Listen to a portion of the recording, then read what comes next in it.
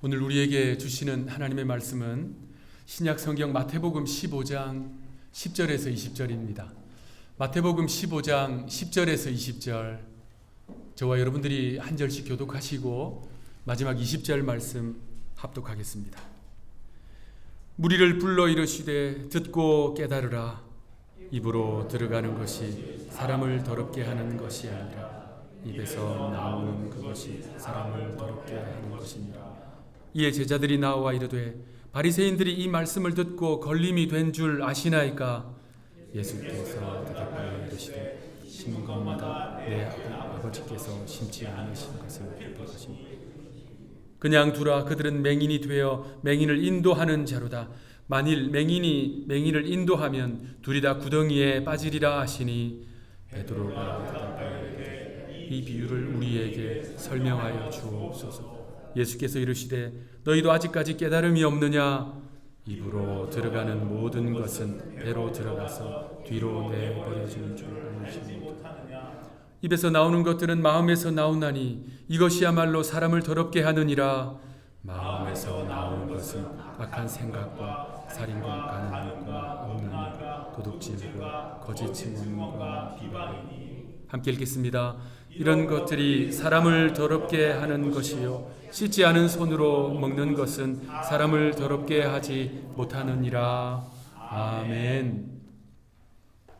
중세 독일의 신학자인 마르틴 루터는 지금으로부터 507년 전, 그러니까 1517년 10월 31일에 독일에 있는 비텐베르크 대학교, 그 대학교 내에 있는 예배당, 채플이라고 부르지요. 그 채플 정문에 95개조 방방문을 붙였습니다.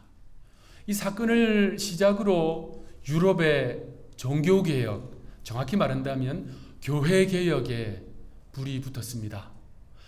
마틴 루터는 오직 믿음으로라는 기치하에 당시 중세교회, 교황을 중심으로 한 로마 가톨릭의 비성경적인 이 면죄부 판매와 같은 비성경적인 것들을 규탄하면서 개혁을 이끌었지요. 그러한 종교개혁의 뿌리는 사실 루터보다 약 200년 전에 영국에서 활동한 신학자 존 위클리프, 그리고 그 존 위클리프의 영향을 받은 체코의 신학자 얀 후스, 이들로부터 시작되었습니다. 이들은요, 마찬가지로 타락하고 부패한 교황청에 대해서 지적하면서 성경으로 돌아가야 한다라고 외치면서 개혁을 이끌었지요. 그들에게서 시작되어서 루터에게까지 이어진 이러한 종교개혁의 불길은 그 시대 중세 사회와 교회에 큰 영향을 주었습니다. 그러한 이 종교개혁의 불길이 확산되는 가운데 그 시대에 활동한 아주 유명한 예술가가 있습니다. 여러분들도 다 잘 아시는 미켈란젤로입니다. 미켈란젤로, 이탈리아의 조각가요, 화가요, 건축가요, 시인이었지요. 미켈란젤로는 여러 유명한 작품들을 많이 남겼는데 그 가운데 하나가 최후의 심판입니다. 바티칸에 있는 시스티나 예배당, 그 예배당 안에 사제가 집전하는 단상 뒤 벽면에 그려진 작품이지요.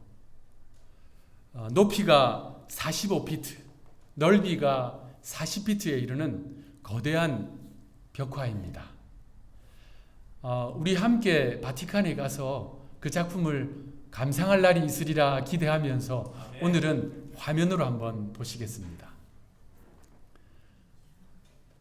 이 작품 최후의 심판은 미켈란젤로가 환갑에 그리기 시작했어요.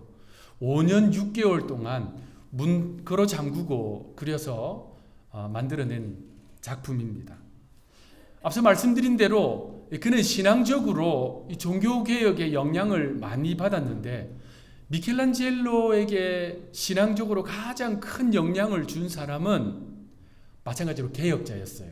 사보나롤라라고 하는 사제였습니다. 목회자였어요. 그는 이 사보나롤라에게 영향을 많이 받았고요. 또 말씀드린 대로 루터가 일으킨 종교개혁이 사회적으로 큰 영향을 주고 있던 시대에 이 작품을 그렸습니다. 사보나롤라도 루터도 다 로마 카톨릭으로부터 파면당했습니다. 사보나롤라는 교황청으로부터 이단으로 정죄되어서 화형당했고요. 또 그 시대에 루터는요, 그곳에 있는 성마리아 성당, 그 예배당 안에 동상이 세워졌어요. 루터의 동상이 성당 안에 세워졌는데 어떤 모양이었냐면요, 마리아가 루터를 짓밟는 동상을 세웠습니다. 자, 그러한 시대에 이 미켈란젤로가 진짜 구원받는 믿음은 무엇인가를 신앙적으로 성찰하면서 그린 작품이 바로 최후의 심판입니다. 이 작품의 중심에는 예수님이 그려져 있습니다. 그리고 예수님을 중심으로 해서 천국과 지옥이 나뉘집니다. 그리고 390명의 인물들이 곳곳에 분포되어 있어요. 이 작품이 다 그려지자 로마 가톨릭에서는요, 이 작품을 보면서 미켈란젤로는 배교자다, 그래서 종교 재판에 고소해야 한다라고 하는 목소리가 있었고요. 또 루터의 영향을 받아서 마땅히 폐기되어야 할 작품이다 라고 지적하는 글들도 지금까지 남아 있습니다. 390명의 인물이 이 작품에 쭉 분포되어 있는데 오늘 우리가 주목하고자 하는 사람은 예수님의 제자 바돌로메입니다. 바돌로메 사진을 확대한 두 번째 그림을 보시면요, 교회 전승에 따르면 사도들은 모두 순교했지요. 십자가형에서 순교하고 또 참수형, 목베임을 당하고 어떤 사람은 돌에 맞아 죽기도 했습니다. 그 가운데 바돌로메는요, 사람의 이 피부, 가죽이 벗겨지는 형벌을 받았습니다. 아르메니아 문헌에 따르면 바돌로메는 그곳에서 복음을 전하다가 붙잡혔어요. 그래서 산채로 가죽이 벗겨져서 순교를 당합니다. 그래서 이 작품을 보면 바돌로메는요, 오른손으로 칼을 들고 있습니다. 이 칼은 바돌로메가 순교 당할 때 사용된 그 칼을 의미합니다. 자, 그런데 왼손에는 인피, 사람의 가죽을 들고 있지요. 바돌로메가 그러한 순교를 당했다는 것을 상징하는데, 그런데 흥미로운 것은 인피에 표현된 사람 얼굴이 바돌로메와 전혀 닮지 않았다는 것입니다.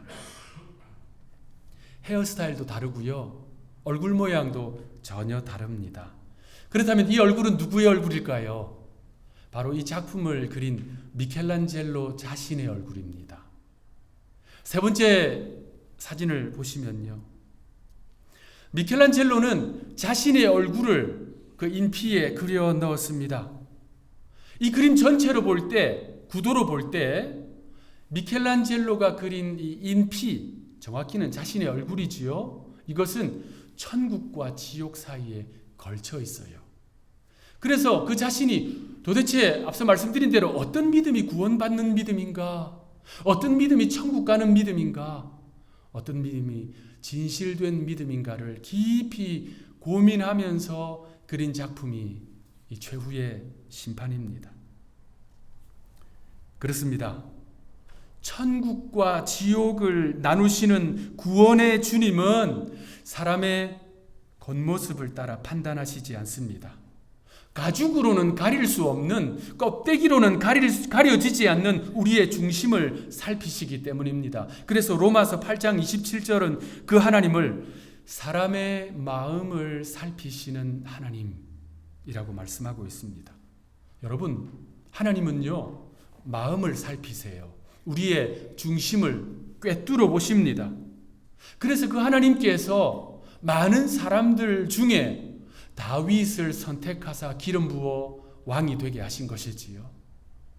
사울이 이스라엘 나라를 통치하던 시대에 선지자 사무엘이 궁정을 떠나서 저 시골에 있는 베들레헴으로 갔습니다. 왜냐하면 하나님께서 불순종을 거듭하는 사울을 버리시고 다른 왕을 세우라고 명령하셨기 때문이지요.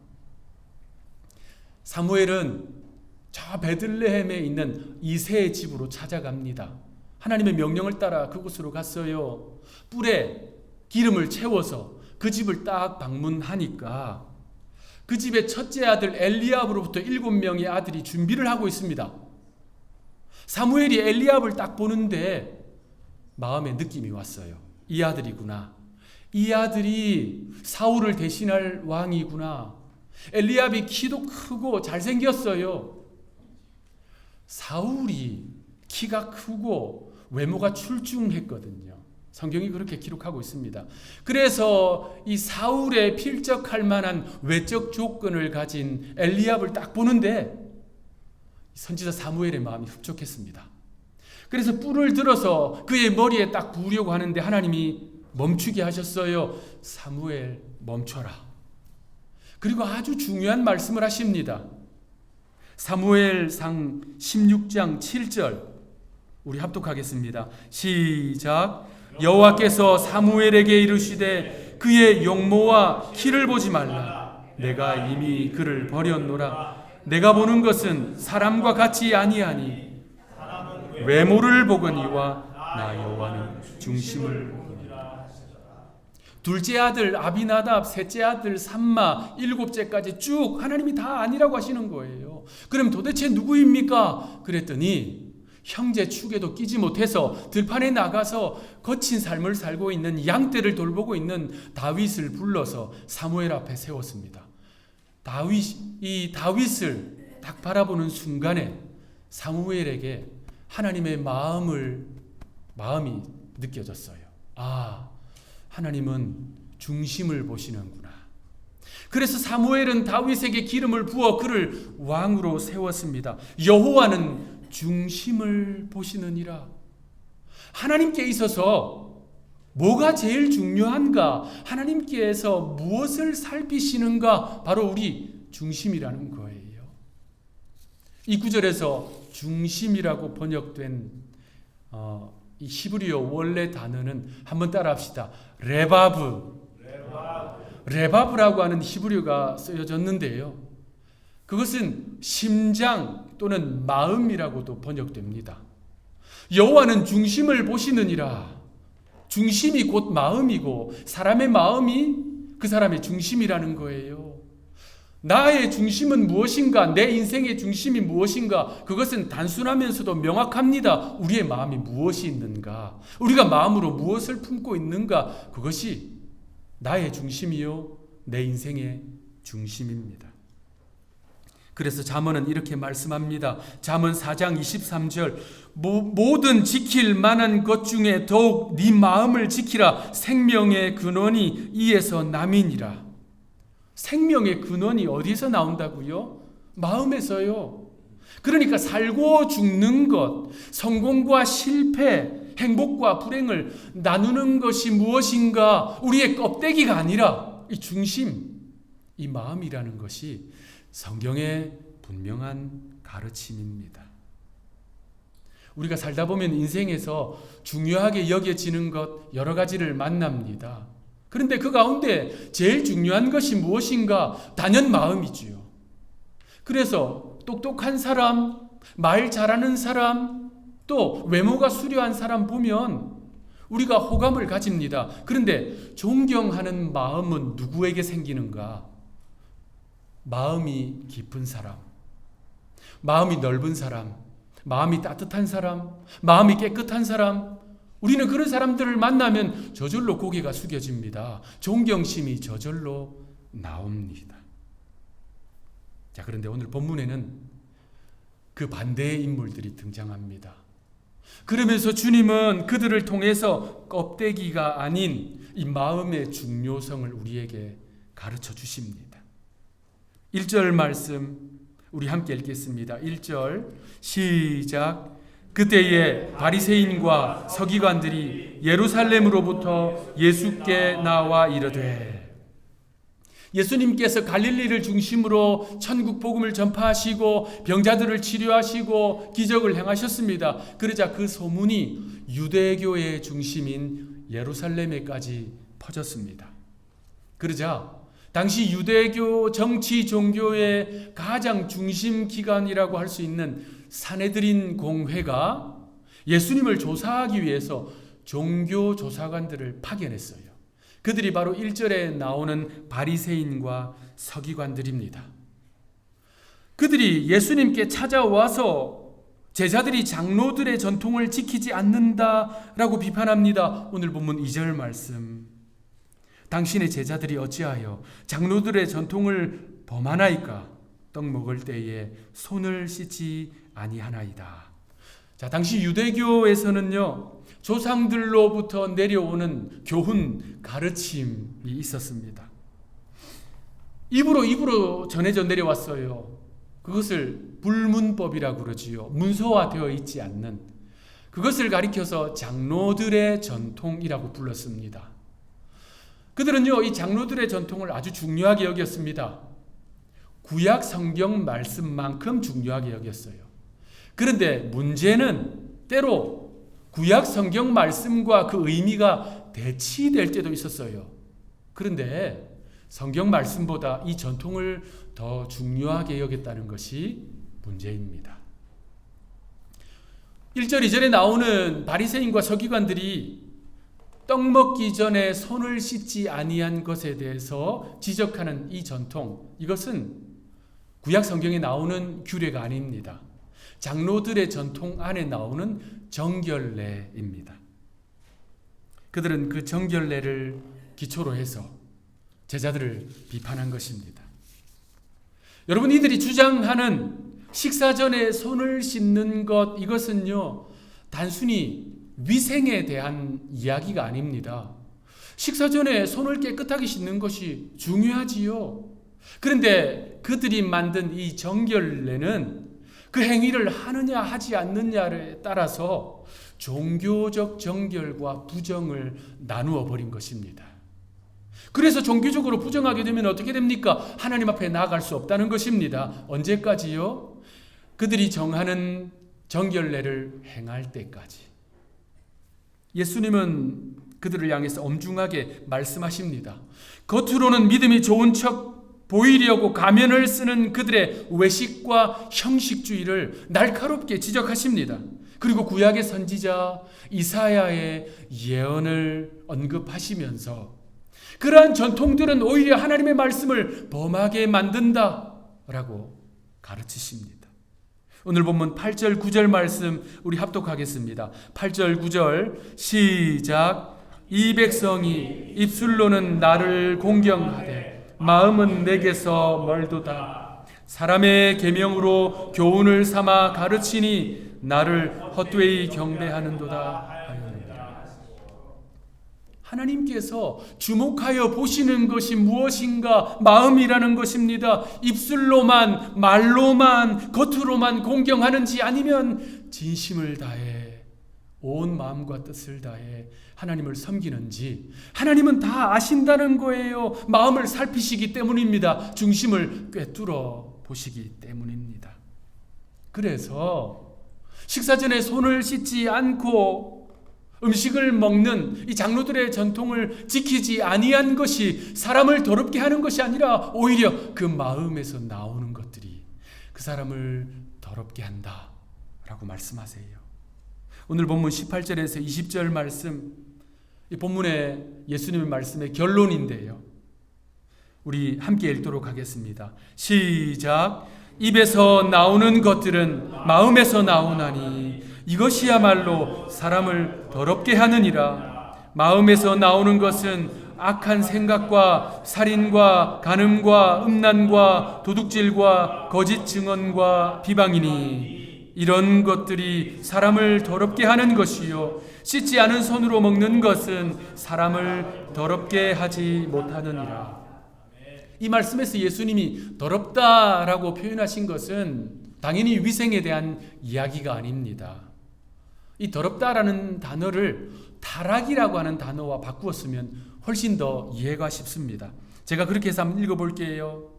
입에서 나오는 것들은 마음에서 나오나니 이것이야말로 사람을 타락하게 하느니라. 마음에서 나오는 것은 악한 생각과 살인과 간음과 음란과 도둑질과 거짓 증언과 비방이니 이런 것들이 사람을 타락하게 하는 것이요 씻지 않은 손으로 먹는 것은 사람을 타락하게 하지 못하느니라. 잘 이해가 되시지요? 본문의 바리새인들과 서기관들은 그들의 종교적 전통을 따라 손을 부지런히 씻었지만 정작 중요한 것, 마음을 깨끗하게 하지 않았다라는 말씀입니다.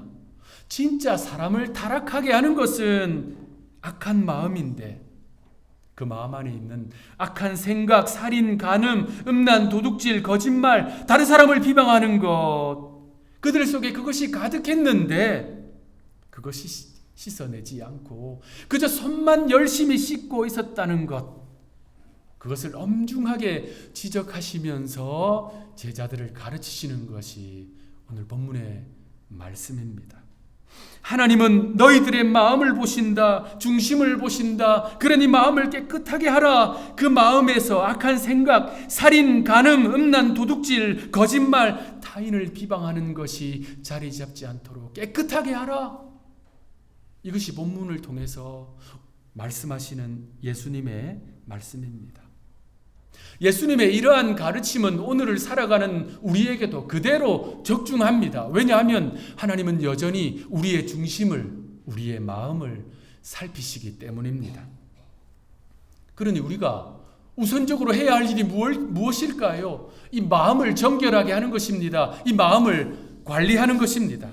우리의 마음 안에 예수님이 말씀하신 악한 생각, 살인, 간음, 음란, 도둑질, 거짓말, 타인을 비방하는 것이 자리 잡지 않도록 해야 하는 것입니다. 왜냐하면 이러한 것들은 여지없이 우리를 타락으로 이끌기 때문입니다.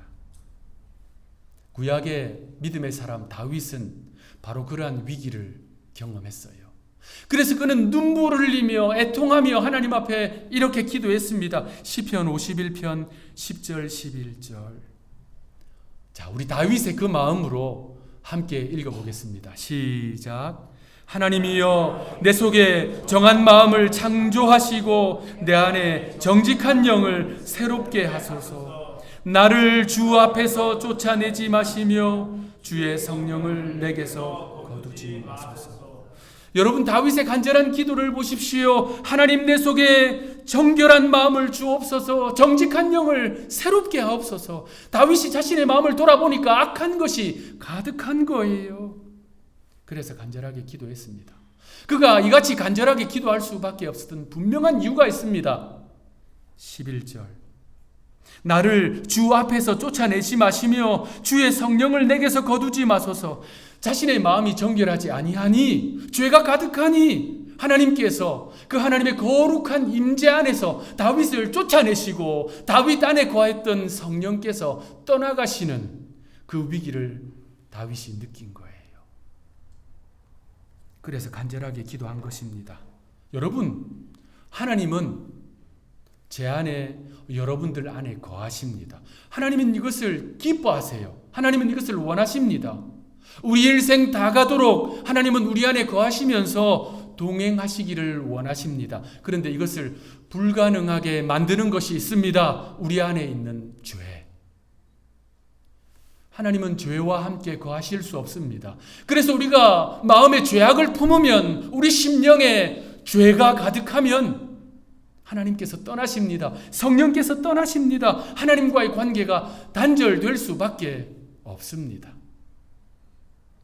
그래서 요한 1서는 우리에게 해답을 가르쳐 줍니다. 요한 1서 1장 8절에서 10절. 만일 우리가 죄가 없다고 말하면 스스로 속이고 또 진리가 우리 속에 있지 아니할 것이요. 만일 우리가 우리 죄를 자백하면 그는 미쁘시고 의로우사 우리 죄를 사하시며 우리를 모든 불의에서 깨끗하게 하실 것이요. 만일 우리가 범죄하지 아니하였다 하면 하나님을 거짓말하는 이로 만드는 것이니 또한 그의 말씀이 우리 안에 있지 아니하니라. 자신의 마음에 죄가 있음에도 불구하고 난 죄가 없다, 난 범죄하지 아니하였다 라고 말하는 것은 그 속에 진리가 거하지 못하게 만드는 것이요 하나님의 말씀이 거하지 못하게 만드는 것이다 라고 가르쳐 줍니다. 진리와 하나님의 말씀은 하나님의 내재 방식이에요. 그렇게 하나님은 우리 속에 거하십니다. 그래서 마음에 죄를 품고 있으면 진리도 말씀도 성령도 거하시지 못하고 떠나시고 맙니다. 하나님은 선지자 나단을 통해서 다윗의 죄악을 지적하시고 깨닫게 해 주셨습니다. 하나님이 다윗에게 기회를 주신 것이지요. 그 기회를 다윗은 붙잡았습니다. 그래서 간절한 마음으로 주님 앞에 나아가 자신의 죄를 자백하며 회개했습니다. 우리는 다윗의 이 자세를 배워야 합니다. 우리 모두 자신의 마음을 성찰하면서 돌아보아야 합니다. 하나님 내 속에 정한 마음을 주옵소서, 정직한 영을 새롭게 하옵소서. 나를 주 앞에서 버리지 마시고 주의 성령이시여 떠나지 마시옵소서. 말씀을 마무리하겠습니다. 미국의 철학자요 복음주의 영성가인 달라스 윌라드 교수는 자신의 저서 그리스도인의 마음의 혁신을 통해서 우리가 우리 마음을 잘 관리해야 할 이유를 분명하게 가르쳐 줍니다. 인용하겠습니다. 마음은 중앙에서 삶을 좌우하는 지휘관이다. 마음은 학교로 치면 교장과 같고 회사로 치면 사장과 같다. 우리는 마음이 시키는 대로 선택한다. 예, 아니요, 싫어, 좋아 라고 말하는 곳이 마음이다. 선과 악을 선택하는 것도 마음이고 죄를 짓기로 결정하는 것도 마음이다. 우리 삶의 나머지 요소가 마음의 영향을 주기는 하지만 최종 선택은 마음이 결정한다. 사랑하는 성도 여러분, 하나님은 중심을 보시는 분이시기 때문에 우리가 하나님 앞에서 감출 수 있는 것이 없습니다. 가면을 쓰고 포장하고 가장할 수 없다는 거예요. 그러므로 우리가 해야 할 일이 무엇인가? 이 마음 관리입니다. 마음에 죄가 자리 잡지 않도록 해야 합니다. 본문의 주님의 말씀처럼 우리 속에 있는 죄가 우리를 타락의 길로 이끌지 않도록 해야 합니다. 다윗처럼 자신의 마음 관리, 심령 관리해야 합니다. 우리 속에 있는 죄를 남김없이, 아낌없이, 열외 없이 모두 다 내어버려야 합니다. 철저하게 회개해야 합니다. 주님 앞에 자백해야 합니다. 하나님께서 나단을 통해서 다윗에게 기회를 주셨듯이 오늘 이 말씀을 통해서 저와 여러분들에게 기회를 주시는 것일 수도 있습니다.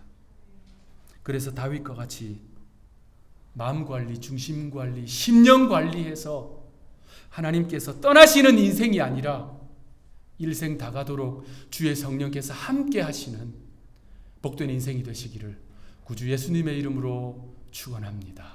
아멘. 기도하겠습니다. 하나님은 우리의 마음을 보십니다. 중심을 살피십니다. 그 하나님께 감출 수 있는 것이 무엇이겠습니까? 그러하오니 주님, 우리의 마음을 열어 주께 아뢰옵니다. 주여, 우리의 마음을 정결케 하옵소서. 정결한 마음 주옵소서. 정직한 영을 새롭게 하옵소서. 주의 보혈로 우리의 마음을 깨끗하게 하옵소서. 사람을 더럽게 만드는, 사람을 타락하게 만드는 죄악들을 마음으로 품지 말게 하옵소서. 그 죄를 빠짐없이, 열외 없이, 남김없이 다 버리게 하옵소서. 그래서 하나님이 쫓아내시는 인생, 성령이 떠나시는 심령, 하나님과 단절되는 존재가 아니라 하나님이 영원토록 거하시며 동행하시는 거룩한 주의 백성이 되게 하옵소서. 구주가 되시는 예수님의 이름으로 간절히 기도하옵나이다. 아멘.